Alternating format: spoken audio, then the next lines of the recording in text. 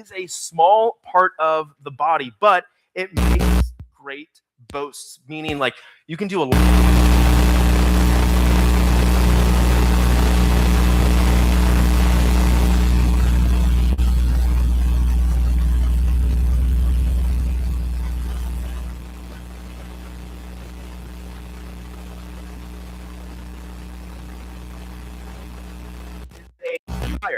A world of evil among the parts of the body. It corrupts the whole body, sets the whole course of one's life on fire, and it itself set on fire by hell. All kinds of animals, birds, reptiles, and sea creatures are being tamed and have been tamed by mankind. But no human being can tame the tongue. It is a restless evil full of deadly poison. With the tongue, we praise our Lord and Father, and with it we curse human beings who have been made in God's likeness, or the image of God. Out of the same mouth come praise and cursing. If you can do me a favor, can you underline, starting in verse 10, out of the same mouth comes praise and cursing. It's important. We're going to come back to that later. Now, James says, my brothers and sisters, this should not be. And that's where we're going to pause this evening. But this passage, there's a lot there that we can pull from, but as we talk in the context of our tongue, the words that come out of our mouth, there is so much here that we can understand when it comes to controlling and taming our words. And I just want us to know, like, I'm not just talking about like cussing, all right? Like this evening, I'm not just talking about like we should not cuss. As followers of Jesus, we're called to be different. We're not called to tear people down or cuss at people. Like, hopefully that's super clear. But what we're also going to be talking about, like when it comes to our words, the things that we say, what James is saying here is we need to use our words to encourage and build people up, not tear people down. So here's the big thing there on your note sheet. Here's your first fill-in there. Your big thing is this, is that your words are your responsibility.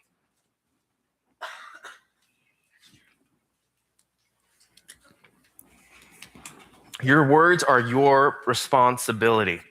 So what we're going to do with the rest of our time that we have is that we're going to unpack this further, this big thing, into 4 key things that I think are super important for us as wildlife, as followers of Jesus, to remember. All right? So there on your note sheet towards the bottom, you have a section called Own Your Words, 4 things to remember. And number 1 is this: words have power. Words have power. And I don't know about you, but I immediately just think of Spider-Man, like great power comes great responsibility, right? But it's true, like the words that you say are your responsibility, and words have power. I don't know if you've ever heard of this. I think it's called an idiom, or this child's idiom or something. It's here on the screen behind me. It says this: sticks and stones may break my bones, but words will never hurt me. I'm here to tell you that is a load of garbage. Words hurt. Words are powerful. Words are really, really important. What James is highlighting here is that our tongue is super small compared to the rest of our bodies, but it's powerful. A small spark can create a huge fire. And the same is true with our words. Here's 5 examples how our words can destroy, to be used to tear people down. Is that, for example, one comment can start a ton of drama, especially like in a group chat, or like, oh my gosh, have you ever seen like a YouTube comment section? Oh my gosh, World War III has happened and it's on YouTube comment sections. One joke can go a little too far. One rumor can spread super, super fast. One text message can damage someone's trust. Or the last one is this, is that one harsh word can stick with someone for years. There's been studies shown that this idiom we just looked at, sticks and stones may break my bones, but words will never hurt me. This was designed originally for like little children to understand, like, hey, don't let anything or anyone like hurt you in a way of how their words treat you or what they say. Like, hey, don't let it get to you too much. But studies have shown that a small word of just like tearing someone down at a very, very young age can spark a huge amount of drama or things that someone carries for the rest of their life. But the truth is that words can also bring life. For example, one encouragement can strengthen someone. I don't know about you, but maybe you've been having just a really hard day, and maybe your friend at school or a life group leader, they reach out to you and they just bring you encouragement that just like fills your entire body with comfort, and you're like, wow, I needed that. Like, encouragement is beautiful. It's awesome. Maybe one apology can start healing that maybe you've had some big tension with someone in your life. Maybe it's a good friend of yours, and to be honest, they lost your trust. And one day out of nowhere, they just apologized for everything they did. And that can bring huge amounts of healing. Hey, and the guys in the back, let's pay attention. Maybe the third one is that one kind word can remind someone they matter. One truthful word can point someone to Jesus. That our words are powerful. We can use them to bring life or bring death, as the Bible describes. Think of it like this on the screen behind me. Small words can make a big impact. Like, the small words that we say can create a huge impact, impact that we can see very clearly, or an impact that is deep inside someone's heart, that I can encourage them or discourage them. The bottom line is this, is that your words matter more than you think. Number 2 is this: words are a window to the heart. Words are a window to the heart. It's amazing. James says in this passage that we looked at that out of the same mouth, people bring praise to God. But out of the same mouth, people use the same words, the same mouth, the same instrument to then tear people down that are made in the image of God. And this reveals something deep going on in someone's heart. Look at what Jesus says about this on your note sheet. Luke chapter 6, verse 45. This is the second half. Jesus says this: for the mouth, our words, the mouth speaks what the heart is full of. So what Jesus wants us to understand is that if your words are coming out with anger and destruction, on the inside, your heart is probably full of anger. Or maybe gossip comes out. Maybe on the inside, you are deeply insecure. Or another one is cruel words, or maybe cussing comes out or something like that. Bitterness might be on the inside of you. What Jesus wants us to understand is that the words that we say don't just come out of nowhere. They come from a huge part of who we are, our hearts. Our hearts matter so much to Jesus, and that's what he wants us to understand when it comes to what we say. Or maybe bragging comes out of your mouth, and maybe there's a ton of pride going on the inside. Our words are powerful, and they reveal so much. Think of it kind of like this, that small words show big things in our lives. That if you bring encouragement out of your mouth, something going on the inside is really maybe just Jesus transforming you to become more like him. That the goal is not just to clean up our words, the goal is to bring our hearts to Jesus. And we're going to talk more about that later on. Number 3 is this: we often blame our words on others.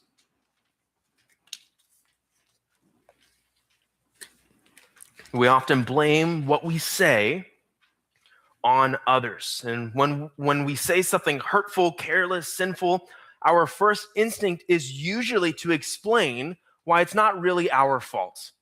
Especially maybe a joke you thought would it would just land and like kill the crowd, it'd be hilarious, and then it just doesn't, and then you go, I only said that because she said this. Like, we make excuses all the time. Here's a couple of excuses on the screens. Common excuses. He started it. Like, I only said that because he said this. He started it. She made me mad. They deserved it. Again, I was just joking. Like, we're all good here. I was just joking. Or I only said it because they said something first. Again, these are common excuses. And wildlife, hear me. That is the blame game. Blame says they made me say it. Ownership says those words come from me. And again, I'm not just talking about like cussing. Again, I think sometimes maybe this is just me, when we just assume like bad language or something like that, we just think of cussing or cursing. Like, that's not just what I'm talking about, even though that is important to understand. Like, tearing someone down, gossiping behind their back. Like, here's a quick definition for gossip. I think it's going to be super applicable for a lot of us and hopefully just helpful, is that If you've ever wondered like what gossip is, like how do I know if I'm gossiping, or maybe you've heard of the word like venting before, I just need to get this off my chest. Here's what really gossip is that if you are talking about someone behind their back, meaning not face to face, and you're tearing them down, or you would say something that you would never say to their face, that is gossip. And as followers of Jesus, Jesus graciously, through his love and mercy, he calls us to live higher, that we're not called to live like everyone else. And we'll talk more about that in a second. But what ownership does not mean, ownership doesn't mean what they said wasn't okay. Ownership doesn't mean they don't need to own their words too. Like this doesn't just apply for us individually, it applies for all of us. What ownership does mean is that we cannot use someone else's sin as an excuse for our own. For example, someone totally tore you down or deeply embarrassed you in front of the class at school. It doesn't give us the right then to get back at them. Because they said it first. And you're like, no, as followers of Jesus, we're called to live different. We're called to own our words. Bottom line is this, is that your words are your responsibility. Number 4, write this down. Followers of Jesus speak differently. So this applies specifically to any of us in this room that say we claim to follow Jesus. We are a Christian. You would say, I want to become like Jesus. That is a Christian or a disciple, as the Bible describes. Followers of Jesus speak differently, and that's what James is getting at here. Look at there on your note sheet. He says, out of the same mouth come praise and cursing. What I believe he's trying to highlight there is, think of it in our context here in Wildlife. For a lot of us in this room, when we worship and praise God during worship, when we are singing songs, we're praising about how faithful God is, how we can trust him, how good Jesus is. But then we go home and we totally talk back to our parents. Or we go to school this week and we totally join the crowd with tearing that one kid at the lunch table down. Not to their face, of course, because we would never do that to their face, right? We do it behind their back because maybe we're afraid or we're just deeply insecure. Anyway. As followers of Jesus, we're called to speak differently. He says that my brothers and sisters, again, he's talking to followers of Jesus, Christians, hey, this should not be. This is going to be super important. So look at me as I say this. As followers of Jesus, we should not normalize praising God and then cursing people who are made in the image of God. As followers of Jesus, we're called to live better. Not that we're better than everyone else, but Jesus has a much better way to live. And we should not normalize, as followers of Jesus, praising who God is, talking about how beautiful Jesus is, and we praise his name, and we ask him to make us more like him, and then we go home and we totally disrespect our parents. Or we tear someone down in the comment section on YouTube or something like that. I would highly recommend, you know what? Just don't go on the internet. There's my big takeaway from that. But the person you gossip about is made in the image of God.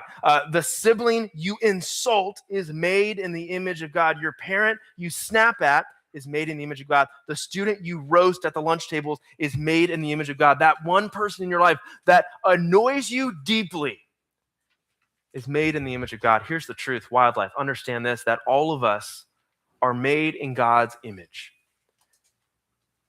And as followers of Jesus, we're called to represent that image well by relying on God's Spirit. We can't do it on our own. We need God's very presence inside of us to help us do this. And we need to own our words, how we build people up, not tear people down, telling the truth, not lying. Look at this powerful verse found in the New Testament that Jesus talks about. He says, all you need to say is simply yes or no. Anything beyond this comes from the evil one. I think this is so true when it comes to our commitment level. I'm seeing this huge leap around in our culture that so many people can't commit to so many things because they kind of have the fear of something better coming along. Maybe for you, you're like, hey, yeah, I'll come over to your house on Saturday night. This is to your friend. I'll come over on Saturday night, play video games, all this stuff. And then you find out something a lot better comes up. Maybe for you, it's a concert your parents invited you to, or maybe it was something else that you just think that's so much better. But you committed to going to your friend's house, to playing video games and hanging out with him. As followers of Jesus, we need to let our yes be yes and our no be no. Think of it like this. Jesus, I think it's on the screen, Jesus changes our words by changing our hearts. Our hearts matter so much to Jesus, and a changed heart speaks differently. So, as we wrap up, I want to talk to those of us in this room that are like super, like, you want to grow, meaning you want to like own your words. You want to own your responsibility. You want to stop making excuses. I would believe a lot of us in this room, we would say that. You're like, yeah, I want to do that. Maybe some of us are like, because you feel like that's the right answer. So you're like, yeah, I want to do that, but you don't actually want to do that. So I want to talk to those of us in this room that actually want to grow, to become more like Jesus. Here's 2 key steps. There in your note sheet, we have a section called Action Step, 2 key steps.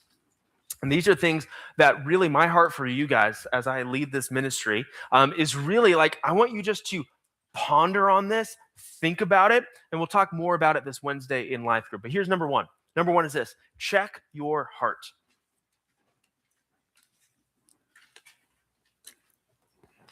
Check your heart. There's this beautiful passage found in one of the biggest books in the Bible, known as the Book of Psalms. And the Psalms are a beautiful book of the Bible where it's really talking about, there's different like laments, there's different poems, different worship songs. Like, it's beautiful. There's 150 chapters. But there's this one specific chapter that I've reflected on the last couple of years in my own life when it comes to checking our own hearts. And what I mean by this is that if you see in your life that you are always tearing someone down, or you just look for the gossip at school, you're like, you just need to know what's going on. There's something in your heart that I believe is kind of like a check engine light. There's something not working there. This is a beautiful passage found in Psalm 139. Look at this. The psalmist, David, I believe, he says this towards the end of the chapter. He says, "Search me, O God, and know my heart." So he's crying out to God, like, would you know me? Know my heart, test me, and know my anxious thoughts. Point out, and I love this, if you want to like underline one whole verse, this is the verse to do that. Point out anything in me that offends you. Wildlife, hear me. Some of us in our life, we're living our lives, and it's deeply offensive to God. So David's like, hey, point out anything in me that's just offensive to you. If I'm treating my parents wrongly, like, point that out to me. I don't want to offend you, and lead me along the path of everlasting life. So this week, tonight, on your way home, you have a piece of paper. All you need is a pen. Check your heart. And a great way to do that is just to journal a little bit and just write down a simple prayer. And this is a prayer that's not super like magical or spirit. It's just a simple prayer. And the prayer is this, like, hey, Jesus, how's my heart doing? I think I shared about a year ago when I prayed this prayer, and this is a very like pretty scary prayer, because if you're being honest with God, he'll be honest with you. And you're like, okay. Like, I remember I prayed this prayer and I was like, Jesus, how is my heart? And he's like, it's insecure. And I was like, all right, next question. I don't like, what do you mean it's insecure? But it brought me on a path of, well, what do you mean by that? And what do I put my security in if it's not you? And so I'd encourage you, check your heart. If you want to grow, you're going to do this. Ask God to change not just your words, but maybe your heart towards people that you really don't like, that you really don't care about, those that annoy you, frustrate you, disagree with you. Maybe for you, it's praying for them by name. Maybe it's simply just a teacher at school. You're just going to pray for her name by name. Jesus, would you be with her? So check your heart. And number 2, as the band comes up, is this. Speak life to one person this week. And I'll explain what I mean by that. Don't just go up to someone and be like, speak life. And you like just go on throughout your day. That's weird. What I mean by this, speak life into someone, one person this week, is go out of your way.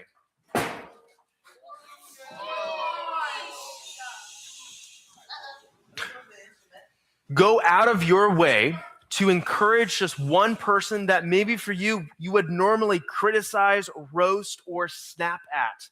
Use your words to build them up instead of tearing them down. Here's what I mean. Last verse there in your note sheet. This one's super good. They're all good. It's the Bible, but look at this verse. Ephesians 4:29. The Apostle Paul, who writes this to a church in Ephesus, that's why it's called Ephesians, he says this: don't use foul or abusive language. That is some intense words there. Don't use any of that. let everything you say be good and helpful. I think of a funny example is like, it would be terrible to go up to someone maybe in your math class, say you're really good at math, and you just go up to someone, you're like, man, you are really bad at this. That's not helpful.